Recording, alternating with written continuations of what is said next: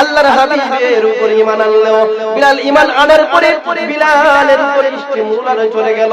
বিলাল রাদিয়াল্লাহু তাআলা ঈমান আনার কারণে বিলালকে উমাইয়ারা বিলালের উপর নির্যাতন করে। আরে বিলাল,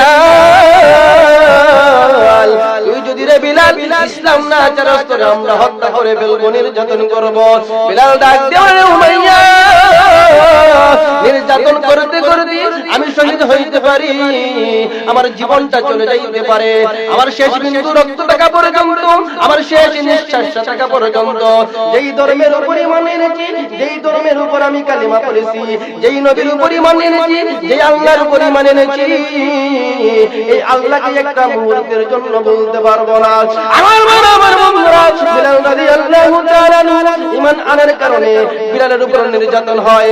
আল্লাহর হাবিব সাল্লাল্লাহু আলাইহি সাল্লামের দুইটা চক্ষু দিয়া জোরে জোরে করিয়া পানি ধরে, বিলাল রে ইসলামের জন্য বুঝি তোর এত কষ্ট হইতেছে রে বিলাল। আমার বন্ধুরা, বিলালের মা নাই, বিলালের বাবা নাই, বিলালের জন্য যে কেউ সাহায্য করবে এমন কেউ নাই রে ভাই।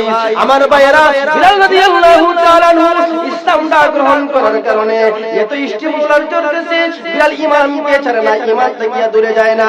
ঈমান থেকে দূরে না যাওয়ার কারণে বিলাল রাদিয়াল্লাহু তাআলা যখন উমাইয়ারা নির্যাতন করে, বিলাল তখন বলে, এ উমাইয়া নির্যাতন করতেছস রে উমাইয়া, তোমরা যত নির্যাতন করো, আমি বিলালকে একটা মুহূর্তের জন্য কালিমা থেকে দূর করতে পারবে না।